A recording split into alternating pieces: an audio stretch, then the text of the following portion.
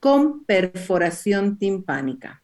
Eso grábenlo bien. No hay otitis crónica, no existe esa denominación para la otitis que no conlleva una perforación timpánica. Si hay otitis recurrente, otitis a repetición, pero no otitis media crónica. La otitis media crónica siempre implica la perforación de la membrana timpánica, ¿ok?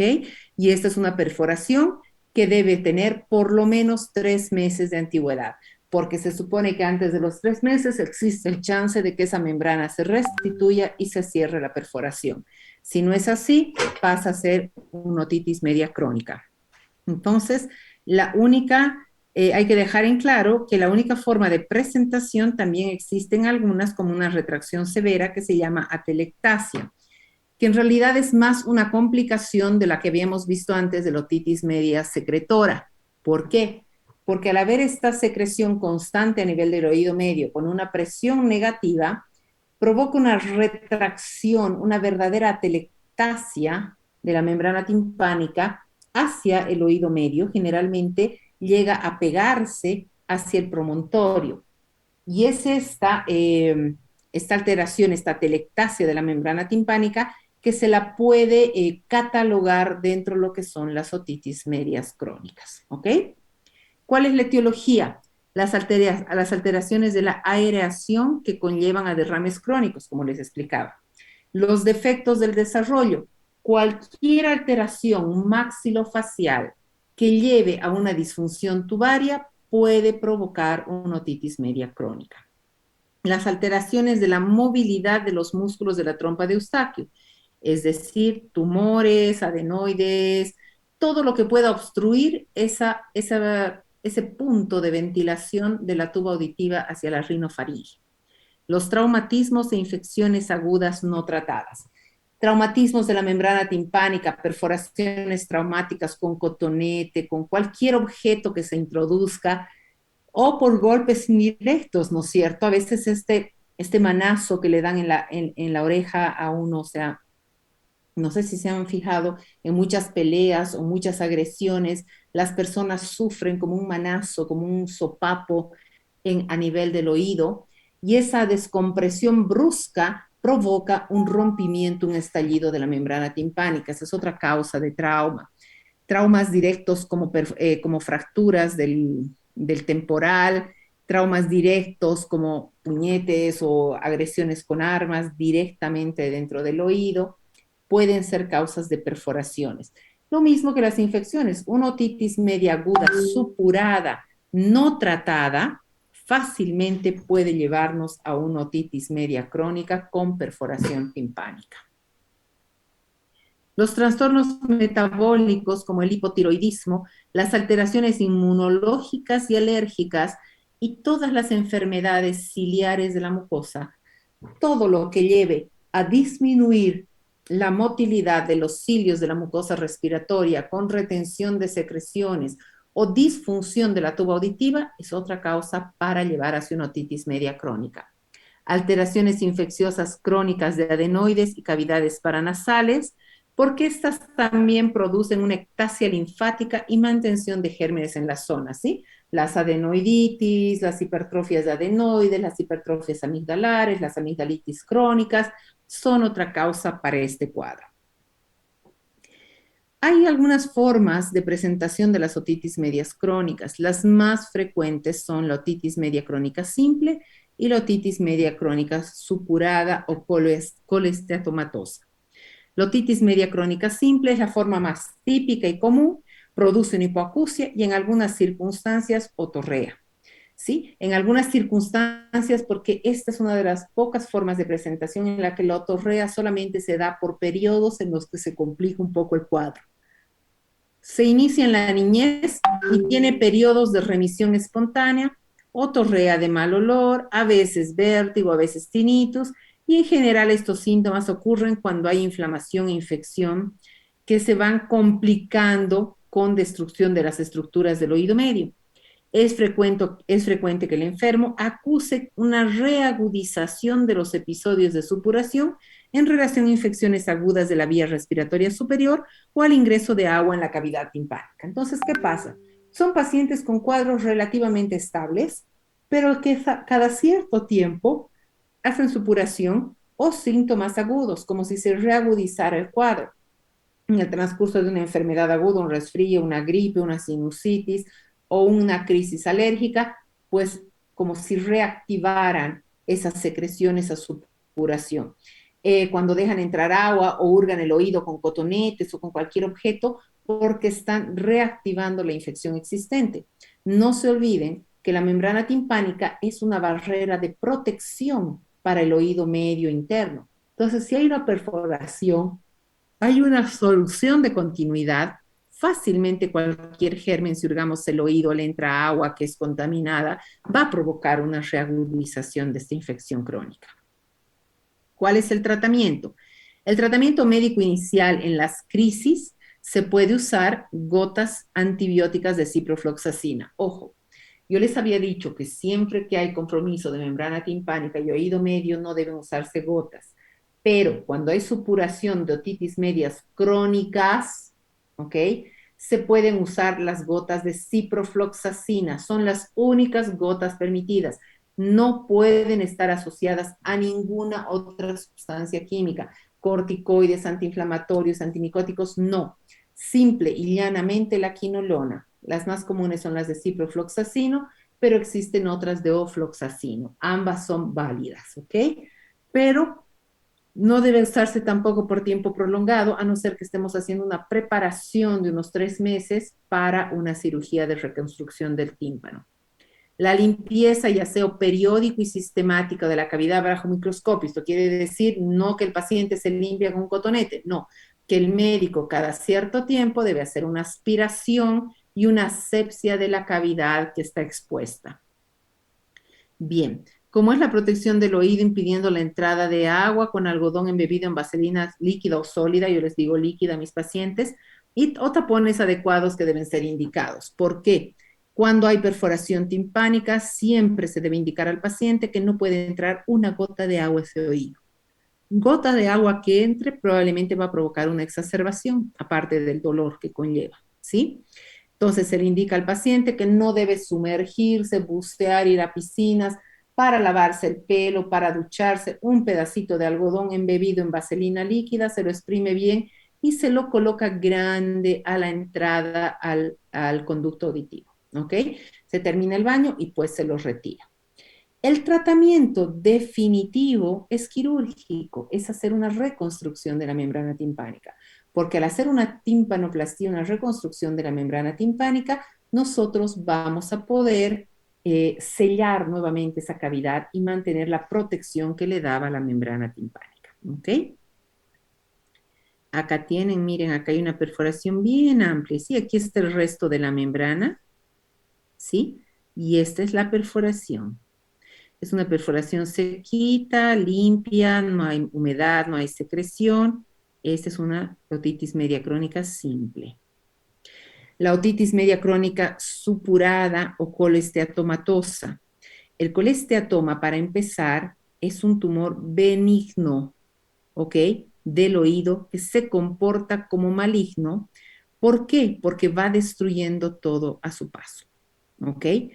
Es una entidad anatomopatológica que por sí misma puede o no asociarse o ser consecuencia de la otitis media crónica. ¿Por qué dice que puede o no asociarse? Porque la otitis media crónica puede ser colesteatomatosa, pero a veces existe una entidad llamada colesteatoma congénito, donde no encontramos una perforación timpánica, no encontramos una infección crónica de oído y hay un colesteatoma presente. Este es el colesteatoma congénito. ¿Sí? Es un caso raro, pero a veces se puede presentar. En la mayoría de los casos, los colesteatomas tienen origen en una perforación timpánica periférica. ¿Por qué? Porque está muy cerca a la capa epitelial, a la continuidad de la capa epitelial del tímpano con la capa epidérmica del conducto. Y son estas células epidérmicas, epiteliales, las que forman una matriz epitelial alrededor de la cual va creciendo el colesteatoma como si fueran capas de cebolla, ¿sí? Va creciendo, creciendo, creciendo, y pues como dice, es benigno, pero se comporta como maligno porque a medida que va creciendo, va invadiendo y erosionando las estructuras del oído medio y de la mastoides. puede llegar a destruir la cadena de huesecillos, el antro, el ático, ocupar todas las celdillas mastoideas, ¿sí? Entonces va erosionando y en casos muy severos erosiona la pared superior y puede llegar a la fosa cerebral media, ¿sí? Hemos visto colesteatomas que invaden el cerebro. Entonces, es una patología que debe ser detectada muy a tiempo y resuelta a tiempo antes de provocar este tipo de complicaciones. Las otitis medias crónicas colesteatomatosas pueden cursar con dolor, otorrea fétida, poliposis inflamatoria satélite, formación de granulomas, osteitis destructiva y por ende mayor posibilidad de complicaciones hacia oído interno y mastoides. Entonces es lo que les decía, puede cursar con dolor por la destrucción y la presión que va haciendo el colesteatoma en las estructuras. La otorrea, siempre hay otorrea fétida. Esta es una característica muy importante. Pacientes que le damos antibiótico, le ponemos las gotas de ciprofloxacina y tal, y siguen haciendo otorreas fétidas. La poliposis inflamatoria satélite. A veces nosotros vamos a hacer una otoscopía en un paciente con otitis media crónica y nos encontramos con una masa polipoide que viene de la mucosa del oído medio hacia el conducto. Y esto es muy frecuente.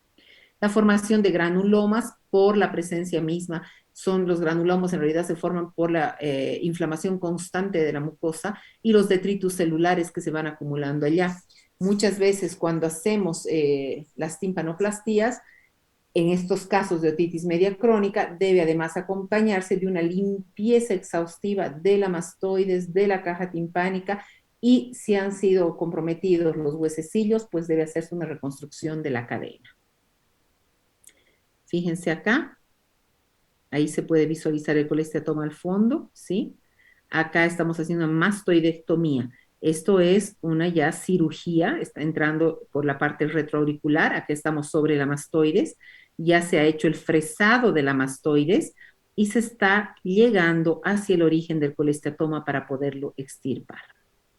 ¿Ok? Bien, entonces el tratamiento en las fases de reagudización es lo mismo que en el otro, un antibiótico, un antiinflamatorio si hay dolor y sobre todo las gotas óticas de ciprofloxacina para ir secando esa secreción, esa infección, ese oído y dar chance a poder planificar una cirugía. ¿Ok? La cirugía reconstructiva en el caso del colesteatoma amerita siempre ser retroauricular con una limpieza de mastoides, de caja timpánica y ya les decía, si hay destrucción de la cadena de huesecillos, una reconstrucción de la cadena. El otro tipo de otitis media crónica es la fibroadhesiva. En realidad es lo que les decía, que parece coexistir con otitis media secretora, ¿sí? Esta otitis en la que continuamente hay secreción, moco dentro del oído medio, es la que produce este cuadro. Puede ir o no asociado a una perforación de membrana timpánica. ¿Por qué? Porque cuando no hay perforación, la retracción tan intensa de la membrana, pues es también causante de erosión en la cadena de huesecillos, depósitos de colágeno y alinizados en la caja timpánica, tal cual una otitis media crónica con perforación de tímpano. Y puede existir en la membrana timpánica y en la caja timpánica un proceso anatomopatológico. La retracción intensa de esa atelectasia que tenemos de la membrana timpánica, pues además se va como esclerosando. Son depósitos de fibrina en la propia membrana timpánica. Y quiero que diferencien bien esto. No es otoesclerosis. Otoesclerosis es otra enfermedad. Estamos diciendo tímpanoesclerosis. ¿Sí? La tímpanoesclerosis es el depósito de fibrina por una inflamación crónica a nivel de la membrana timpánica. La otoesclerosis, la vamos a ver en un rato, es una entidad totalmente distinta. Acá fíjense cómo está retraído, parece perforado, pero es una retracción intensa de la membrana timpánica. Lo mismo acá, ¿sí? Está totalmente adherida a las paredes del oído medio. Las otras formas específicas de infecciones crónicas del oído medio son las relacionadas a enfermedades específicas como la tuberculosis, la sífilis, la hanseníasis, que nos dan también cuadros a nivel de oído medio. Generalmente son secundarias otras localizaciones, muy raramente son el lugar primario. Las complicaciones de las otitis medias crónicas, pues son varias. Tenemos las extraóticas y las intracraneanas o las intraóticas.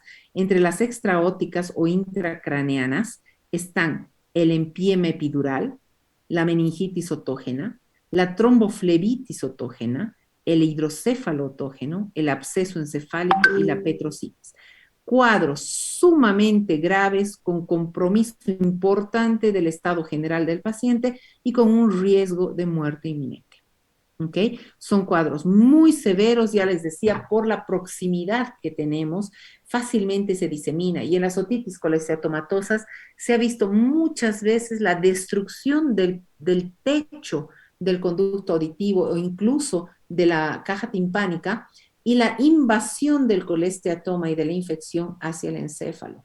¿Sí? Y en estos casos es mucho más probable estas complicaciones, que son complicaciones muy, muy graves, que deben ser tratadas de inmediato con paciente hospitalizado.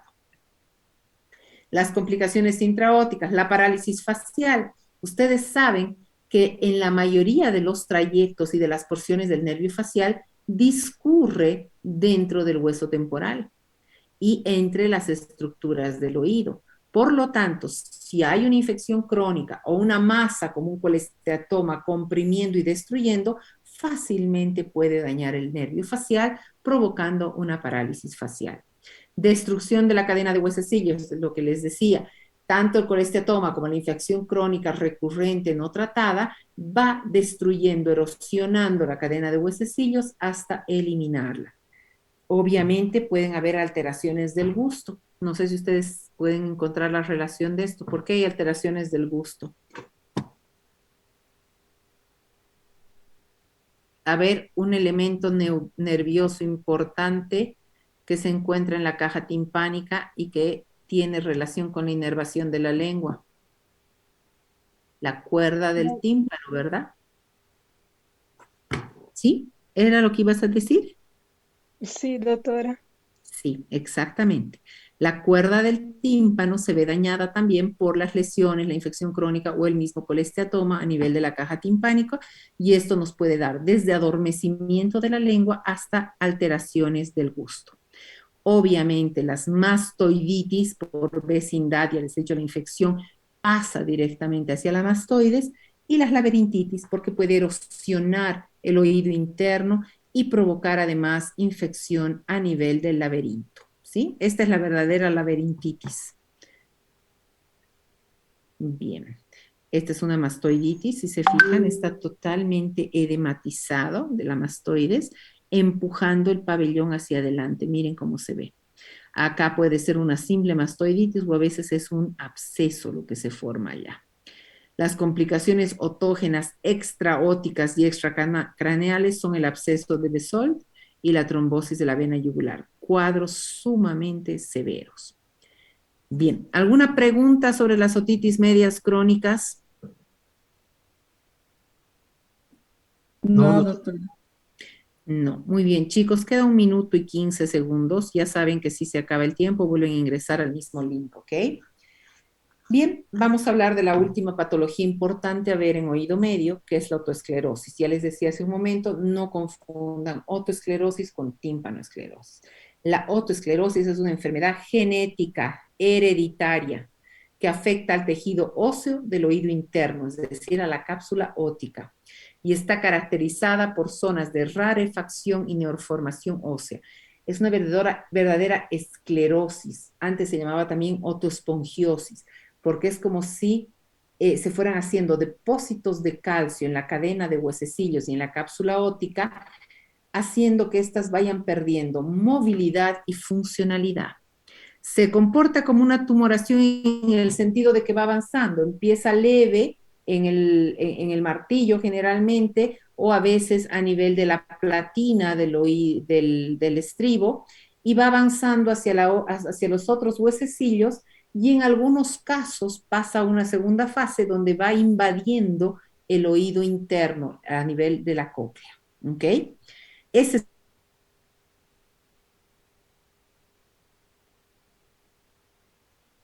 Sí, doctora.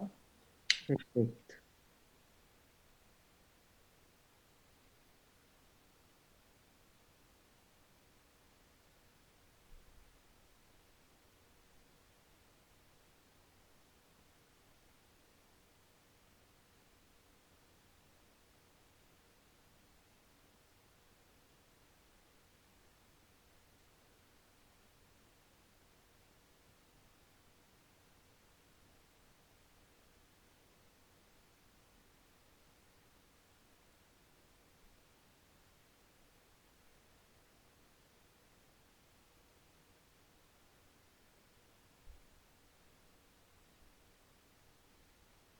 Recording stopped.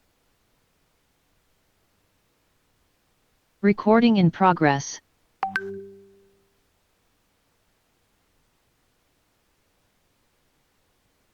Espérenme un segundito, muchachos. Estoy cambiando a mis datos el internet porque se me está cortando. Espérenme un segundito, voy a cambiar el enlace. Sí, no te da doctora. problema. ¿Sí? Perfecto. Ahí, vamos a ver. Bien. Entonces vamos a iniciar acá. Aquí.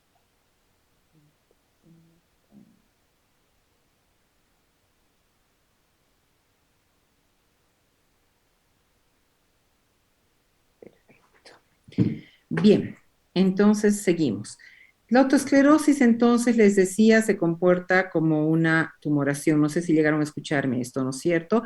¿Por qué? Porque va avanzando de un pequeño punto que inicia generalmente en uno de los huesecillos de la cadena y va avanzando hacia el resto de la cadena y finalmente hacia la cóclea. Y es a este nivel donde puede provocar o lo que llamamos y conocemos como autoesclerosis coclear. De inicio va fijando la cadena de huesecillos, sobre todo a nivel de la platina, del estribo hacia la cápsula óptica a través de la ventana oval y finalmente puede llegar a una segunda fase en la que avanza hacia la cóclea. ¿Cuáles son los síntomas? Generalmente la hipoacusia conductiva, lentamente progresiva en años. Se sabe o se dice que generalmente inicia al final de la adolescencia, pero se han visto casos tan raros de niños entre los 9 y 11 años que han iniciado con la autoesclerosis e incluso personas de la tercera edad. Yo creo que la tasa de presentación más común, digamos, la edad de presentación más común es entre los 25 y los 35 años. Como dice su nombre, es lentamente progresiva, siempre inicia un oído y le sigue el otro, ¿sí? Va deteriorando uno primero y va seguido del otro. En una hipoacusia conductiva, solo cuando pasa a la fase coclear empiezan a aparecer ya las alteraciones neurosensoriales. Otros síntomas son el tinnitus, que generalmente casi en el 100% de los pacientes aparece, y la capacidad de entender mejor una conversación en ambiente ruidoso. Se llama paracusia de Willis, es algo raro, porque generalmente en ambiente ruidoso más bien nos es complicado y difícil entender. Sin embargo, las personas con autoesclerosis más bien entienden perfecto en ambientes de ruido. Y cuando hacemos las audiometrías, pues una característica bien importante, que la discriminación, la logoaudiometría generalmente es el 100% o cercana al 100%. El diagnóstico, el examen físico de la membrana timpánica es normal. Viendo la otoscopía no nos vamos a poder dar cuenta si tiene autoesclerosis. La audiometría nos va a revelar una hipoacusia de conducción con un gap. El gap es la diferencia entre la vía aérea y la vía ósea que supera los 15 decibeles. Generalmente con mayor compromiso auditivo en tonos graves, siempre es bilateral, aunque en diferentes grados, con muy buena discriminación de la palabra. La impedanciometría nos va a revelar un aumento de la impedancia en el timpanograma y nos va a dar una curva impedanciométrica tipo AS, es decir, una curva normal en presión, pero muy bajita, que nos está mostrando rigidez de membrana. En realidad se puede decir AR de rigidez o AS del S en inglés, que es stiffness, ¿no? Pero es una curva bajita que no supera el 0,2 de impedancia. El tratamiento, pues, hay, como les explico, hay varias opciones, ¿sí? No es que un tratamiento medicamentoso lo va a resolver, porque esto no se resuelve, se progresa, no tiene cura, pero se pueden usar medicamentos en base al flúor, porque se ha visto que el flúor, generalmente en la forma de, ¿cómo se llama? Calcio fluorado, generalmente, en el cual el flúor se ha visto que compite con esos depósitos de calcio que se van formando en la cadena de huesecillos y en cierto grado puede retrasar el avance de la enfermedad y en algún caso detener la autoesclerosis coclear, no la de la cadena, pero sí la coclear. ¿Ok? Entonces se usan estos preparados de carbonato, no es carbonato, perdón, es en base a calcio unido al flúor. Ahorita me voy a acordar exactamente la sal que se forma, pero donde el flúor es la principal sustancia encargada de detener, por lo menos, o disminuir la posibilidad de una autoesclerosis coclear. Bien, la otra opción son los audífonos, ¿sí? Porque al haber una excelente discriminación, pues el paciente con audífonos se puede batir muy bien y puede ser que no llegue a una fase de autoesclerosis coclear y que los audífonos les sean útiles de por vida. En otros pacientes los audífonos tienen una utilidad limitada porque al ir avanzando la enfermedad y volverse coclear puede llegar a destruir toda la cóclea, en cuyo caso el audífono ya no es factible. Y antes de que ocurra una destrucción total, cuando hay una autoesclerosis coclear, se puede pensar en un implante coclear, ¿sí? Pero siempre y cuando la cóclea se mantenga en cierto grado íntegra, sin mayor daño y pueda ser receptiva a los electrodos del implante. Ahora, la intervención quirúrgica, que es la que a mi modo de ver es la mejor opción en las autoesclerosis que no son cocleares, donde la pérdida es puramente conductiva, es la llamada estapedotomía. Antiguamente se hacía una estapedectomía y en la actualidad se hace una estapedotomía. La diferencia es que en la técnica antigua se retiraba completamente el estribo para cambiarlo por una prótesis de platino o titanio o actualmente de platino siláceo, y en la actualidad se hace una estapedotomía, es decir, una extracción parcial del estribo, dejándose la platina sobre la ventana oval. Ambas técnicas en ambas técnicas se coloca la prótesis de titanio platino que les decía, o la de platino siláceo que se usa ahora.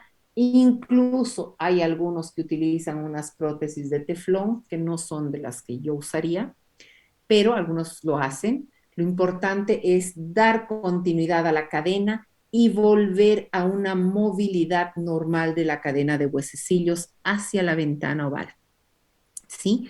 Este procedimiento es un procedimiento relativamente sencillo, no sin complicaciones, porque toda cirugía puede tener sus complicaciones y a veces un mínimo movimiento en falso puede lesionar la vía neurosensorial. Entonces, debe ser hecha siempre por manos expertas que tengan mucha experiencia en este tipo de cirugías, y en esto es relativamente una cirugía sencilla. En realidad, en la práctica, los que están pasando práctica conmigo, vamos a tratar de ver una cirugía de esta pedotomía, aunque sea en esquemática o al vivo, para que tengan una noción de cómo se hace. Pero en breve, digamos, en breves pasos, lo que se hace es a través del mismo conducto auditivo ingresar hasta el tímpano, ¿sí? Estamos visualizando con el microscopio a través de un espéculo auditivo la membrana timpánica. Y llegando a la membrana timpánica, lo que se hace es una incisión, una formación del colgajo tímpano-meatal, que quiere decir que sacamos un pedacito de la piel del conducto hacia la membrana, levantando este colgajo tímpano-meatal para acceder al oído medio.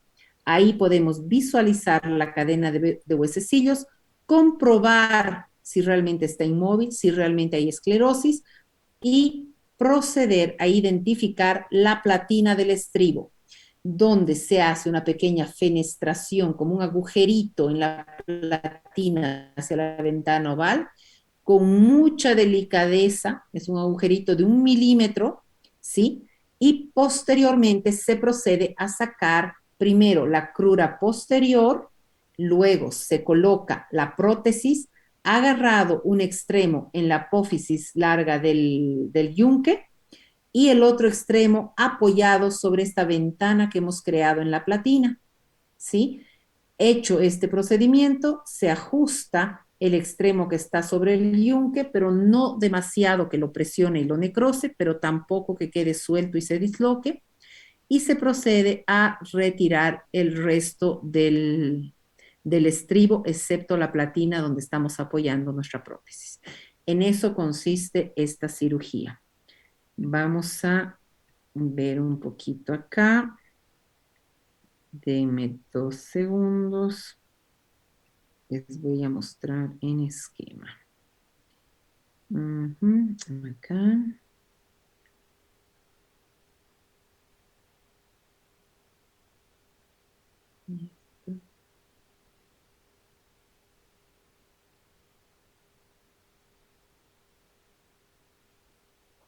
¿Estás con dificultad de leer de cerca o entonces ver de lejos? Está cada vez más difícil.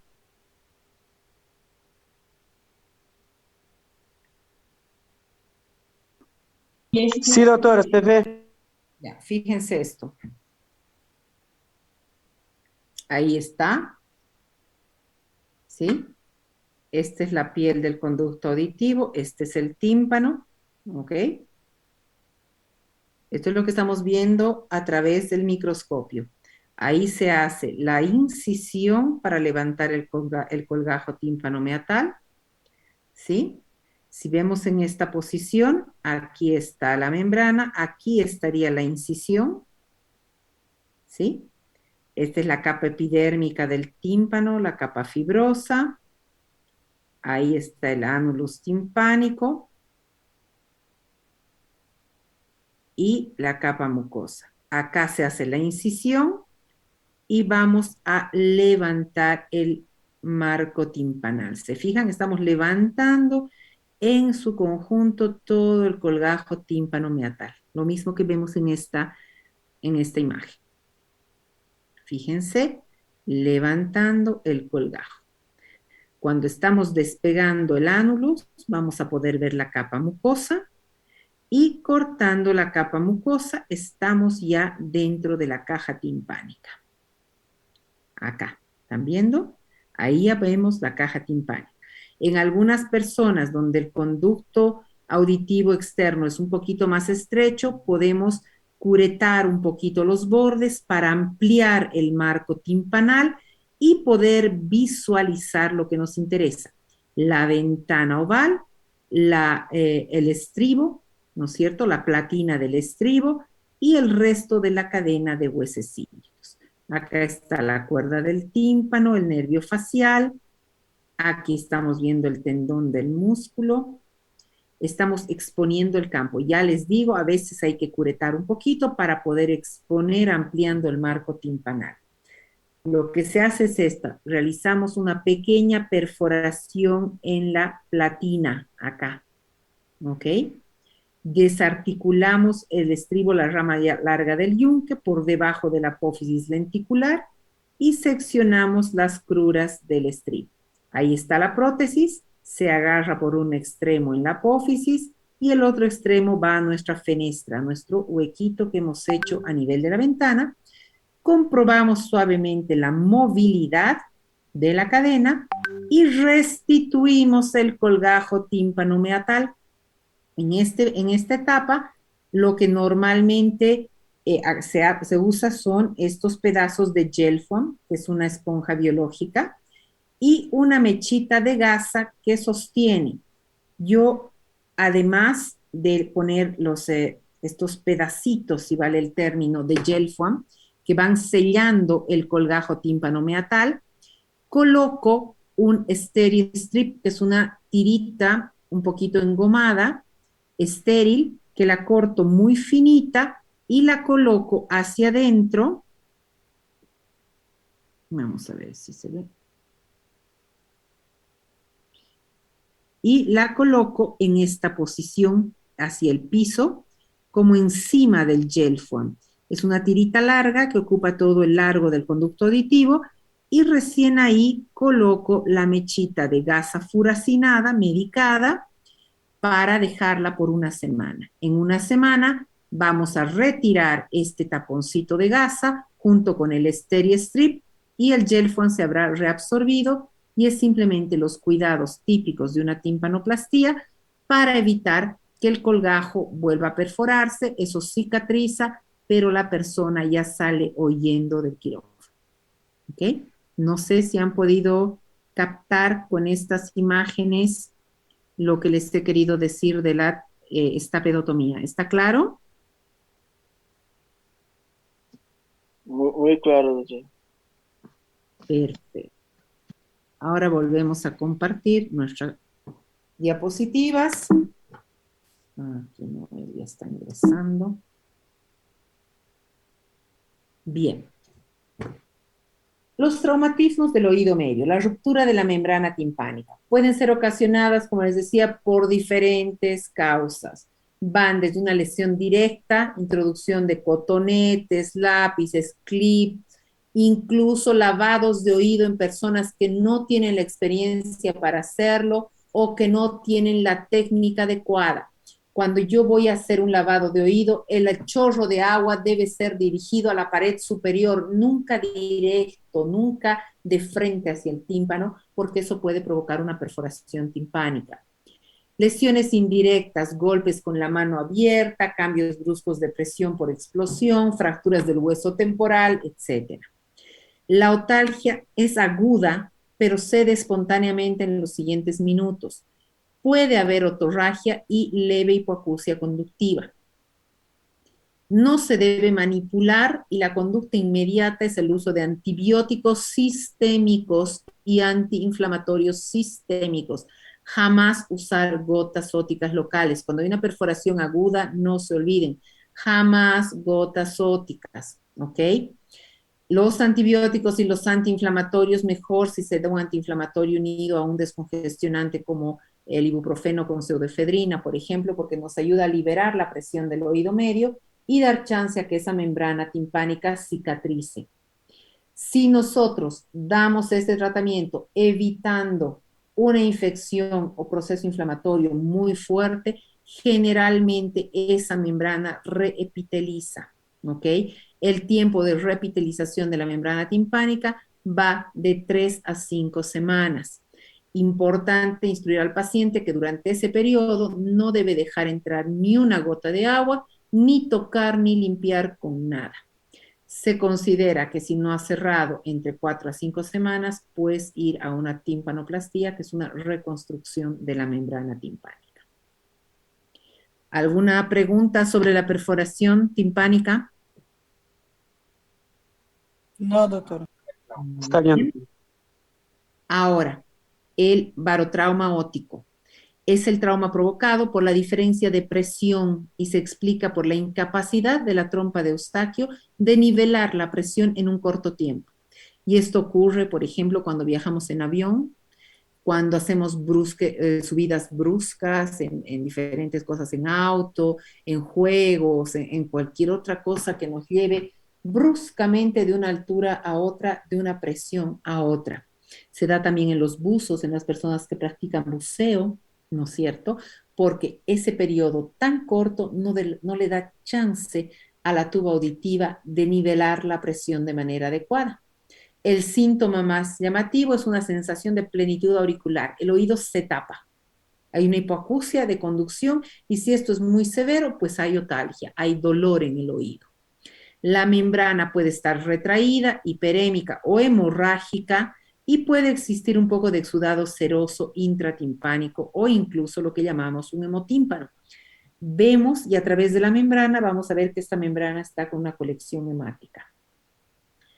¿Cuál es el tratamiento? Se utilizan antihistamínicos y descongestionantes sistémicos, calor local, antiinflamatorios, antibióticos profilácticos y en casos muy severos debemos llegar a una miringotomía, es decir, hacer una pequeña punción, una pequeña incisión a nivel de alguno de los cuadrantes inferiores del tímpano para nivelar esa presión. Dentro de la medicación que se utiliza pueden usarse también corticoides. En los casos muy agudos y donde no hay contraindicación son muy útiles. Normalmente yo utilizo un antibiótico, un corticoide y un antiinflamatorio unido a un descongestionante y esto con muy buenos resultados. Bueno, estas son las cosas, ¿no?, que llevan al barotrauma. Bien, y finalmente hablar de las fracturas del hueso temporal. Son fracturas ocasionadas en traumatismos craneanos importantes y por esto se ve generalmente en personas politraumatizadas. Habitualmente son unilaterales, es mucha mala suerte que sean bilaterales. El síntoma más frecuente es la otorragia, el sangrado por el oído. Ustedes ya saben que la otorragia es una señal de fractura de base de cráneo, ¿no ve? Y por lo tanto es un síntoma muy importante a ser tomado en cuenta. El pronóstico varía de acuerdo al tipo de fractura y los órganos internos del oído que se lesionen. Si hay fracturas horizontales, fracturas verticales, fracturas diagonales, algunas van a afectar más la estructura, por ejemplo, de oído medio y cadena de huesecillos. Son generalmente hipoacusias más fáciles de resolver, se pueden hacer reconstrucciones, cirugías que rehabiliten el oído medio. Cuando hay simplemente fracturas que llevan a una perforación timpánica, pues también pueden ser reparadas. O cuando hay fracturas que involucran el nervio auditivo, ahí sí estamos frente a cuadros severos que nos van a dar unas hipoacusias neurosensoriales profundas con amputación de vía auditiva. Estos casos son casos que no podemos rehabilitar de manera habitual y en algún tipo de fractura por ahí puede servir un implante coclear y en algunos solamente el implante de tronco. Bien. ¿Alguna duda o pregunta hasta acá?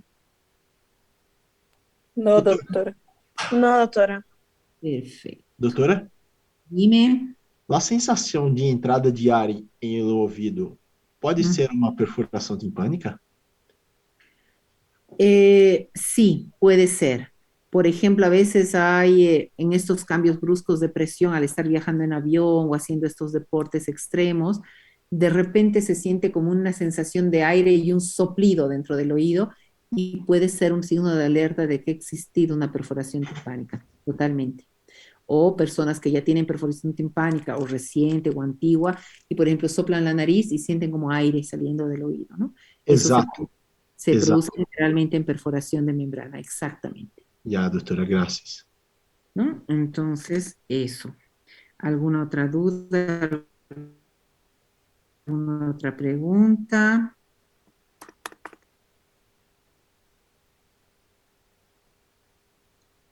¿Todo claro hasta acá? Sí, Sim, doutora. doutora. Bien, vamos a empezar una partecita, aunque no nos queda tanto tiempo, pero vamos a ver si nos alcanza para hacerlo. Espérenme un ratito, les voy a compartir pantalla ahorita.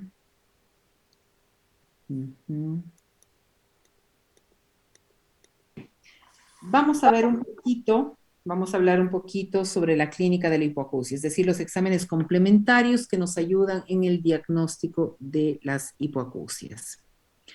Vamos a través de estos exámenes poder determinar el grado, el tipo y las repercusiones asociadas a la pérdida auditiva. ¿Ok? Entonces, ustedes ya saben, la otoscopía es nuestro primer examen que debemos hacer en todos los pacientes para ver que ese conducto esté permeable, que no hayan perforaciones del tímpano, que no hayan cuerpos extraños o una patología visible. Luego vienen los exámenes con diapasón, que son las llamadas pruebas acumétricas, ¿no es cierto? Que esos las hemos visto ya, que consisten en el uso del diapasón de diferentes frecuencias que van desde 125 hasta 8000. Las que más se testan son las de 125, 250, 500, 1000 y 2000. ¿Ok? Lo que se hace en estas pruebas es la prueba de Riné, que compara la conducción ósea y la conducción aérea. Es muy útil para diagnosticar las hipoacusias conductivas. ¿Ok? Por ejemplo, cuando tenemos duda de si no hay componente coclear en una autoesclerosis, un Riné negativo, pues es una prueba que a mí me da la libertad de poder indicar la cirugía, por ejemplo. Entonces, consiste en poner el diapasón en la parte media, perdón, en la parte de la mastoides retroauricular, haciendo vibrar, se la coloca allá. Se le pide al paciente que nos diga hasta dónde escucha. El momento en el que el paciente dice que ha dejado de escuchar en la vibración, entonces se coloca frente al pabellón auricular y lo normal sería que siga escuchando. Si no escucha, es un RINE negativo y es un signo indiscutible de una hipoacusia conductiva. Esto sí, aquí delante del oído debería seguir escuchando. La prueba de Weber consiste en hacer vibrar el diapasón y sí colocarlo en la parte media de la frente. Lo normal es que el paciente escuche y escuche a la misma intensidad en ambos oídos. Cuando es lateralizado el Weber hacia el oído sano, entonces estamos hablando probablemente de una hipoacusia neurosensorial. Cuando se lateraliza al oído enfermo, al oído que el paciente tiene la queja de hipoacusia, pues estamos frente a una hipoacusia conductiva. ¿Ok? Eso es la prueba de Schwab que no se utiliza más. Y pasamos a lo que es la audiometría. La audiometría es una técnica de examen que utiliza tonos puros que establecen límites mínimos de percepción o sensibilidad auditiva de un individuo. Estos límites mínimos son obtenidos a través de respuestas dadas por el individuo, debiendo indicar la presencia o ausencia de sensación auditiva. Estas respuestas son anotadas en un gráfico que tiene como abscisa la escala de frecuencias en Hertz, que van de 125 a 8000, y en las ordenadas las intensidades en decibeles, que van no de 0, como dice aquí, más bien de menos 10 a 110. ¿Ok? La audiometría tonal es una prueba básica para estudiar el umbral auditivo. El umbral es la mínima cantidad de audición en cada frecuencia. Su representación gráfica es el audiograma y en las ordenadas va de menos 10 a 120 y en las abscisas las frecuencias de 125 a 8000. Ya habíamos visto que la audición normal va de 0 a 20 decibeles y en las frecuencias de 250 a 8000. Debe ser igual la vía ósea que la vía aérea y se habla de hipoacusia de conducción cuando se ha perdido solo la vía aérea y la vía ósea está normal, y neurosensorial cuando ambas están deterioradas.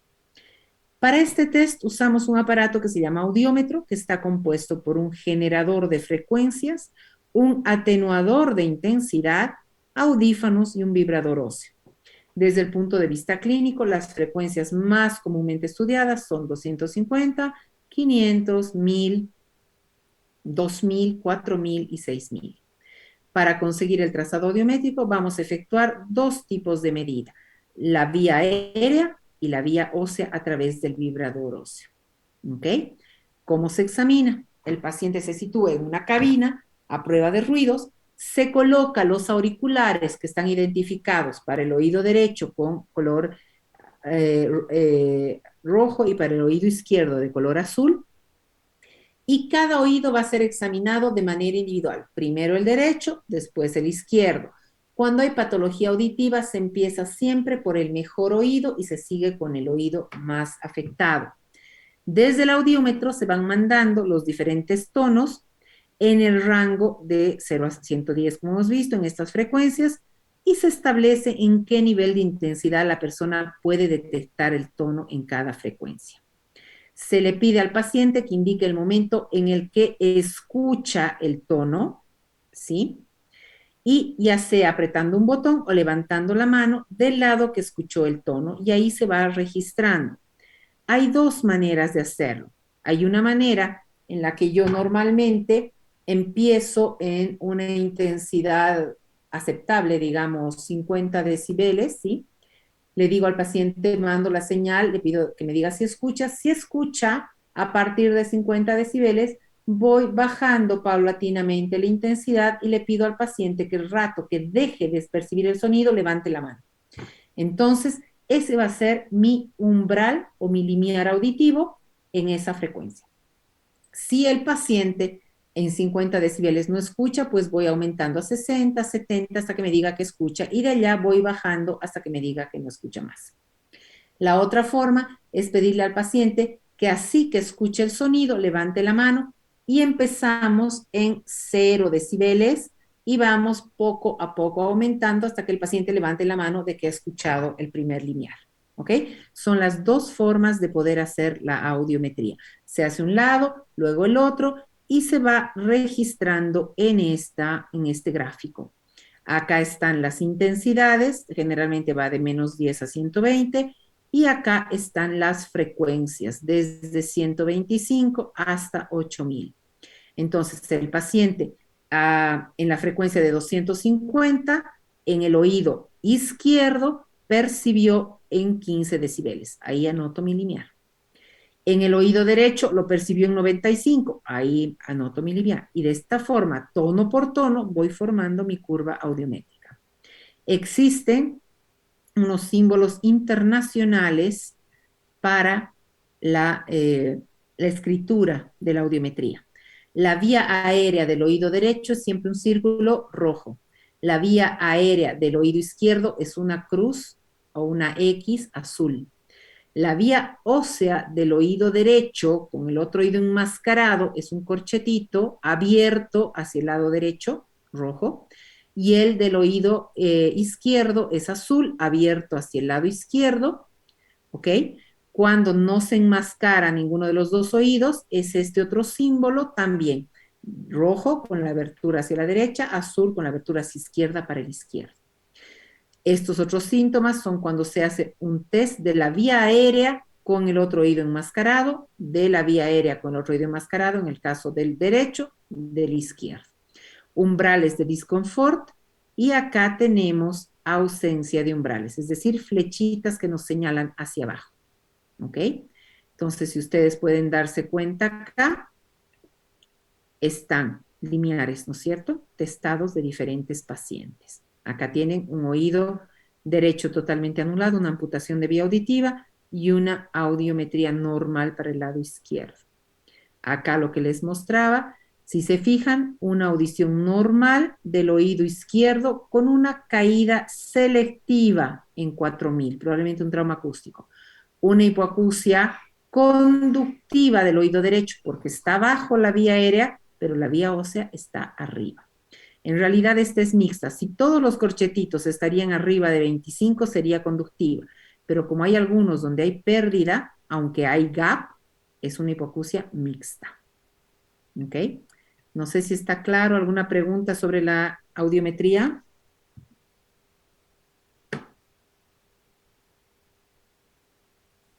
¿Todo claro? Sí, doctora. Bien, y vamos a terminar con la impedanciometría. Es un examen que nos sirve para valorar la función del tímpano y del oído medio.